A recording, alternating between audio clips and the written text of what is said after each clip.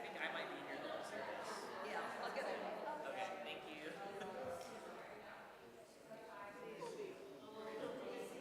All right, Amy's getting him.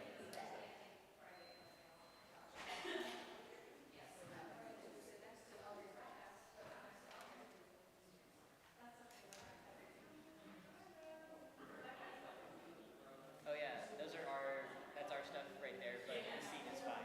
So, okay. Sorry, making sure. No, I mean, you can sit there, but yeah, please don't steal. I mean, sure, if you need tissues.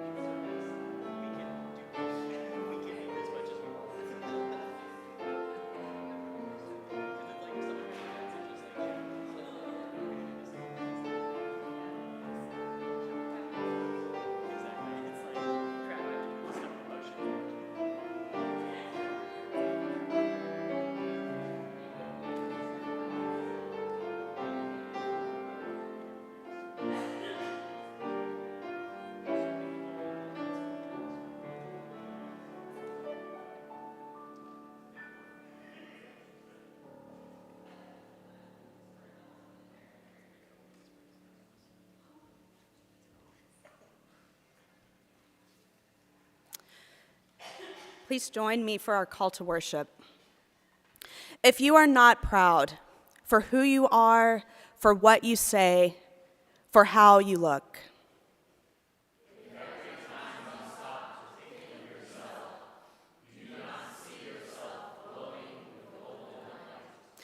do not, therefore, give up on yourself. You can get proud. You do not need a better body, a pure spirit, or a PhD to be proud. You do not need a lot of money, a handsome boyfriend, or a nice car. You do not need to be able to walk, or see, or hear, or use big, complicated words, or do any of the things that you just can't do to be proud.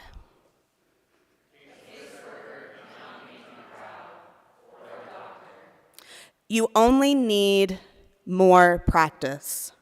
You get proud by practicing.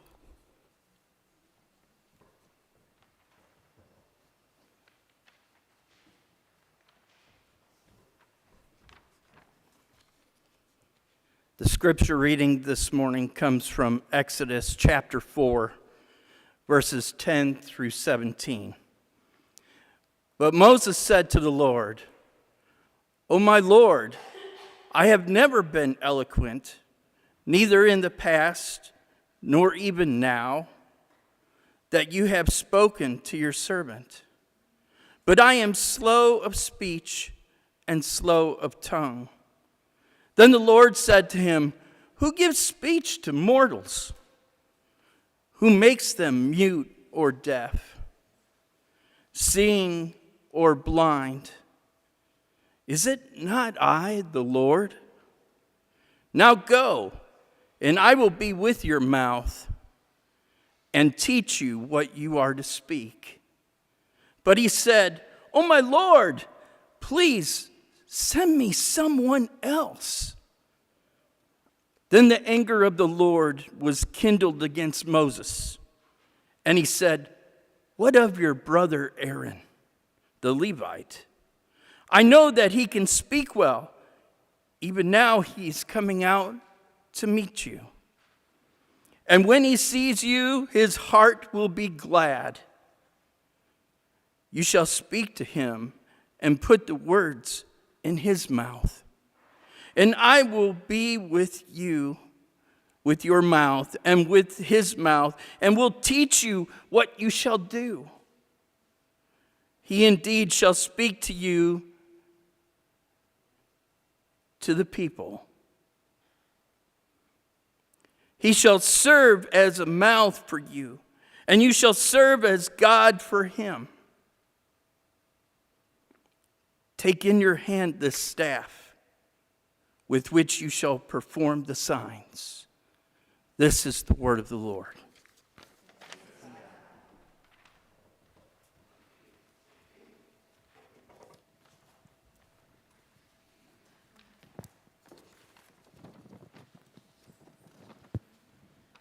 Moses is not feeling.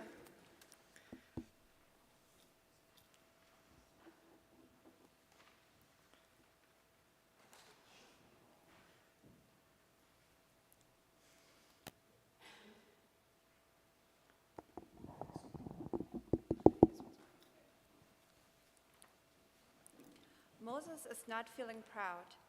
He's feeling deeply anxious about his disability. He has always been slow of speech and slow of tongue, and now God has called him to a difficult task. The Israelites are enslaved in Egypt and suffering under brutal oppression. God wants Moses to go with the elders to tell Pharaoh to let him go free. Sorry, God, but I pass. You've called the wrong person. I can't do this. I'm not a good speaker. Unless maybe I was thinking you could cure my speech impediment, then I might be able to go. Who gives speech to mortals? Who makes them mute or deaf, seeing or blind? Is it not I, the Holy One? This verse, Exodus 4, verse 11, allowed me to feel that I had been created deaf, as opposed to my deafness being an error, defect, or aberration. Now go, I will be your mouth. God has not undone Moses' disability or erased it. God has promised to be present in and through the words Moses offers. Yeah, I can't do this. You'll have to find someone else. This is so frustrating. I need someone to go talk to Pharaoh. Moses is the right person for this. I'm gonna have to make this work. In a quintessential disability pivot, God reworks the plan to take into account Moses' skill and capacities, pairing him up with Aaron so that Moses can get the job done. God doesn't offer platitudes. God offers equity and access. God heeds Moses' concerns and responds to a specific disability need. God redesigns the plan, and Aaron becomes part of Moses' access team. It's the first reasonable accommodation in the Torah. Aaron is like a revoicer machine. Aaron is tasked with repeating Moses' words, making it easier for others to understand what Moses said.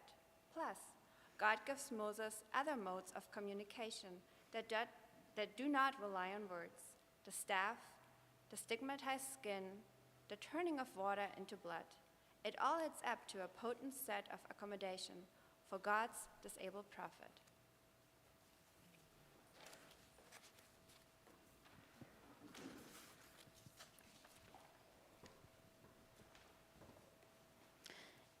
If you all would join me, I'll be bringing everyone in on the refrain or chorus.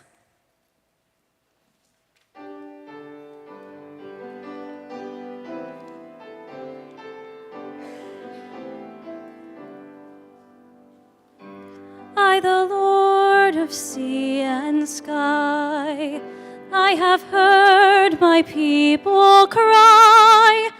All who dwell in dark and sin, my hand will save. I who made the stars of night, I will make their darkness bright. Who will bear my light to them? Whom shall I send? Here I am, Lord. Is it I, Lord? I have heard you calling in the night. I will go, Lord, where you lead me. I will hold your people in my heart. I, the Lord of snow and rain, I have borne my people's pain. I have wept for love of them. They turn away. I will break their hearts of stone, give them hearts for love alone. I will speak my word to them. Whom shall I send? Here I am, Lord. Is it I, Lord? I have heard you calling in the night. I will go, Lord, where you lead me. I will hold your people in my heart. I, the Lord of wind and flame, I will tend the poor and lame. I will set a feast for them. My hand will save.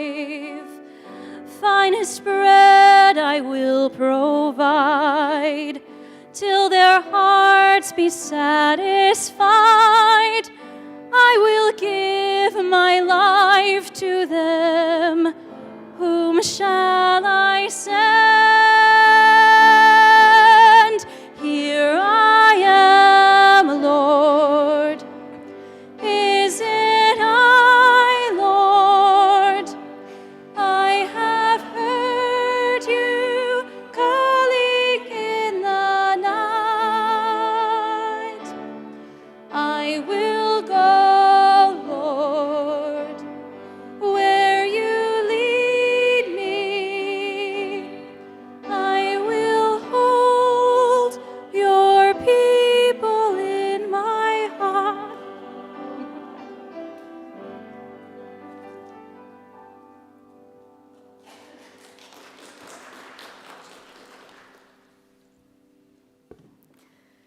There are many ways to get proud. You can try riding a horse, or skiing on one leg, or playing guitar, and do well or not so well, and be glad you tried either way. You can show something you've made to someone you respect, and be happy with it, no matter what they say. You can say what you think, though you know other people do not think the same way, and you can keep saying it even if they tell you you are crazy. You can add your voice all night to the voices of 150 others in a circle around a jailhouse where your brothers and sisters are being held for blocking buses with no lift. Or you can be one of the ones inside the jailhouse, knowing of the circle inside. You can speak your love to a friend without fear. You can find someone who will listen to you without judging you or doubting you or being afraid of you, and let you hear yourself, perhaps for the first time. These are all ways of getting proud. None of them are easy, but all of them are possible. You can do all of these things, or just one of them again and again. You get proud by practicing.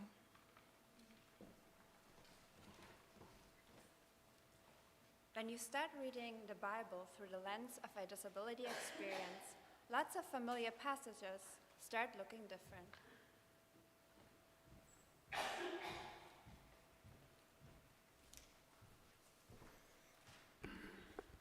A brief gleaning of Exodus 4, verses 10 to 14. I've often heard this passage interpreted to discourage contrariness, to erase the importance of stubbornness. But in this story, I instead find that even God wasn't above an OBO, that God can make accommodations, but it makes me wonder why it's so hard for us. God says it knows more, says it made all the beauty, all the creativity, and all the misery in the world. But when Moses says, "How is that my problem?" God doesn't smite him for sassing back. Maybe it knows what hubris is because even God can be full of itself sometimes, needs a kick in the butt, and can admit when it's wrong. Makes me wonder why it's so hard for us.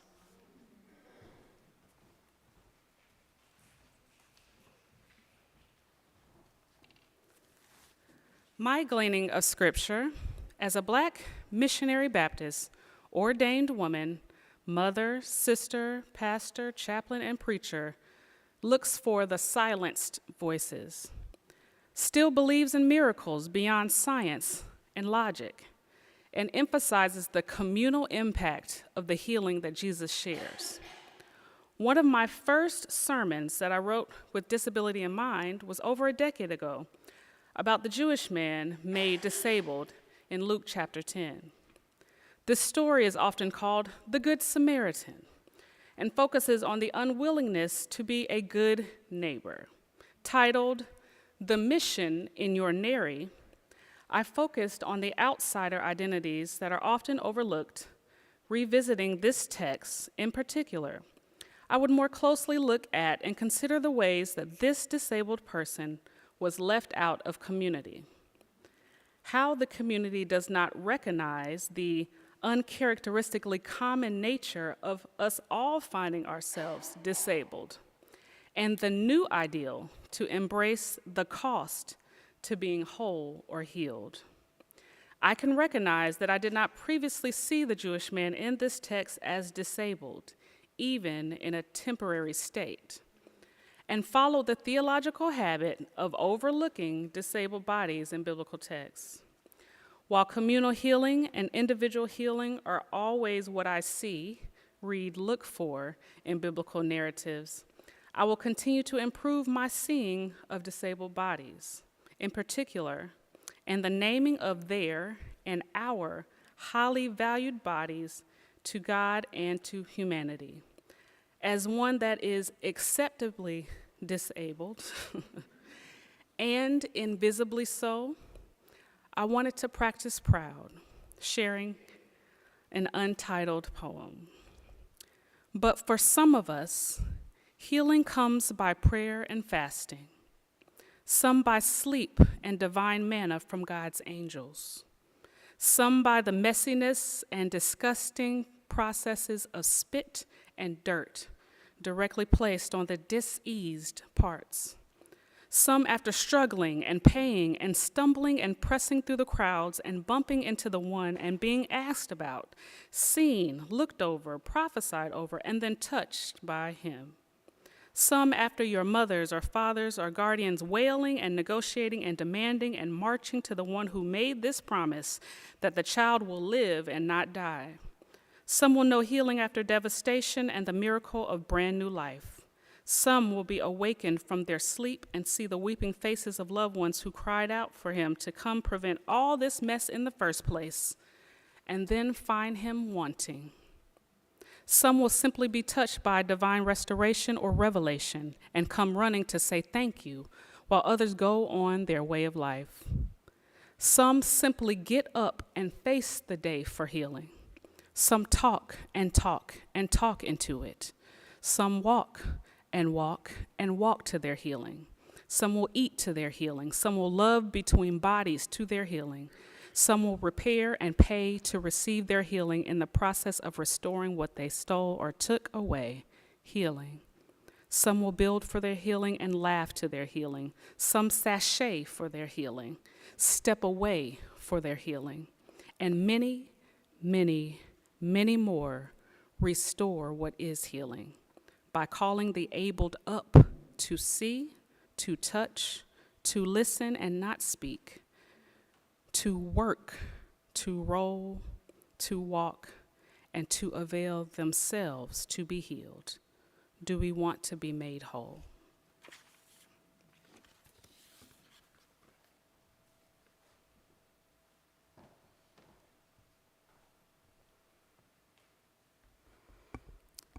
I have always loved the passage in 1 Kings 19 where Elijah encounters God in the silence and in the elements. This passage broadens the ways one can encounter the voice of God and speaks to those who are deaf, hard of hearing, or otherwise disabled in a way where they cannot hear or interpret speech or vocal communication. Elijah is still able to make contact with God and to communicate with God without hearing a voice. This sheer silence and still small voice can be a gateway for us to expand our idea of who gets to communicate with God, how, and when. Perhaps encounters with God can happen through the wind and other such elements like those in the passage, but perhaps encounters with God are not materially limited at all.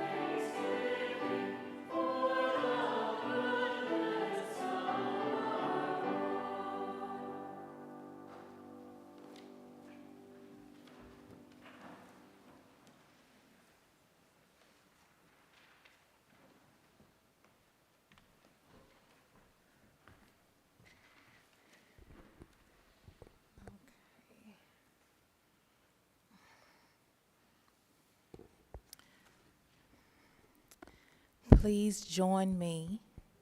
Please join me in responding to God's call.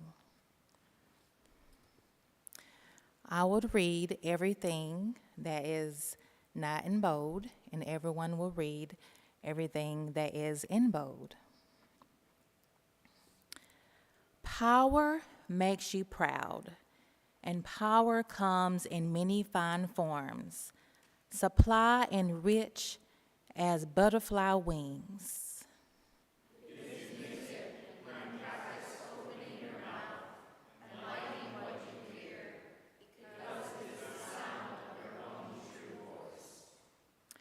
It is sunlight when you practice seeing strength and beauty in everyone, including yourself.